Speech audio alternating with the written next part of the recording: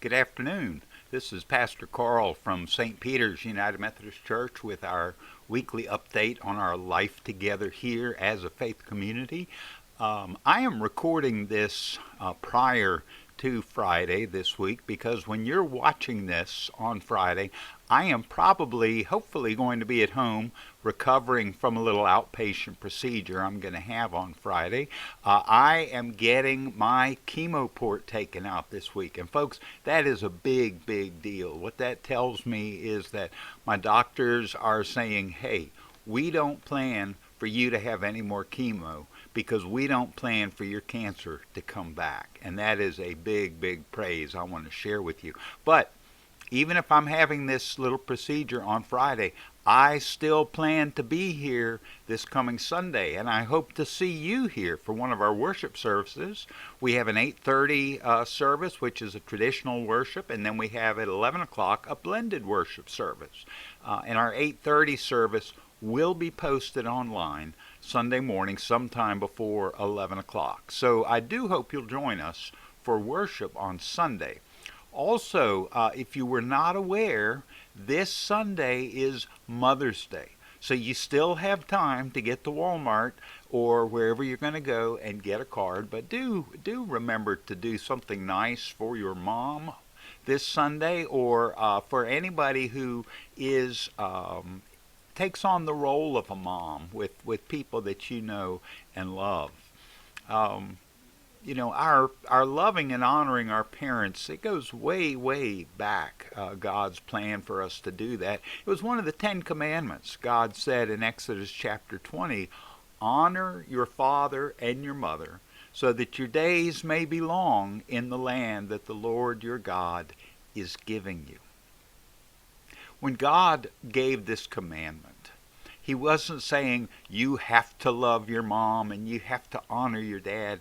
No, God was saying, I've got this ideal for how people should live in community together. And part of that is this wonderful relationship between children and parents.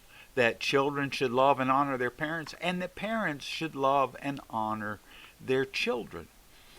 And that's the way that God created things to be. But sometimes that's hard, isn't it?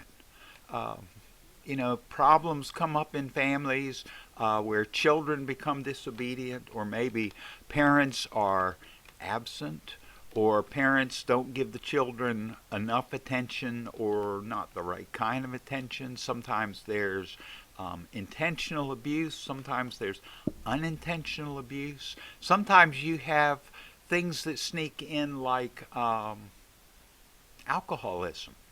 I've shared before with the church that my mother was an alcoholic, and that caused a lot of difficulties for me when I was growing up. My dad was a workaholic, and so my relationship with both of my parents was complicated.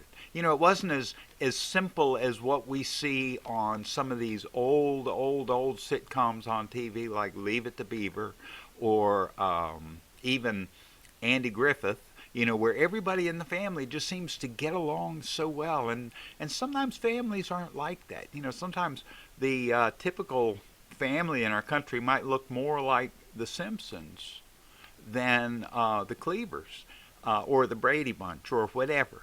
But the fact is, families are made up of people, and people don't always get along.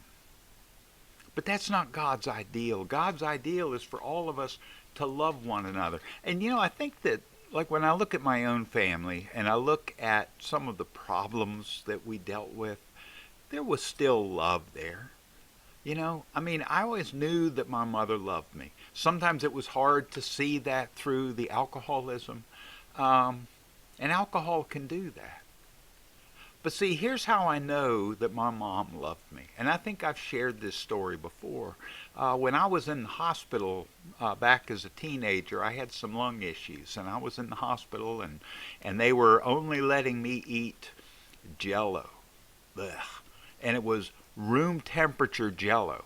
and it was supposedly lemon flavored, but I think the flavor was yellow, whatever that is. But it was, to this day, I don't eat much Jello because I just got sick of it in the hospital. And so what my mom did was my mom came to visit me and she snuck me in some food. She had a big pocketbook and she went up to McDonald's and bought a Big Mac and snuck it into the hospital room inside her pocketbook. And then she opened up the purse and she gave it to me. She gave me the Big Mac. And then she went and stood outside the door to make sure the nurse wouldn't come in while I was scarfing down this Big Mac. And oh my gosh, it was the best Big Mac I had ever had. I knew by what she did that day that I mattered to her, that how I felt mattered to her. She wanted me to be happy. She wanted me to have joy in my life. And while I was in the hospital, she came to see me every single day. Well, isn't that what a mother should do? Sure, it's what she should do. But she didn't do it because she should. She did it because she had to. Because I was her son, she was my mom, she loved me, and she wanted to make sure that I was okay. So every morning, I'd look up and here was my mom coming in the door and she'd stay there all day. And the next morning, she would show up and she would stay and she would do it again. So my relationship with her was a little bit complicated. But she was my mom. God gave her to me as a mom. I'm grateful that God gave her to me as a mom. God's ideal is for the mom to love the child, to protect the child, to care for the child. That's God's plan. It's not God's fault that sometimes it doesn't look that pretty. But that's what God wanted it to be. And we need to remember that. We need to honor the position of mother. We need to honor those women in our lives who do so much to reach out and help those who are put under their care. So anyway, I've rambled a little bit today, but it's kind of a busy week for me this week.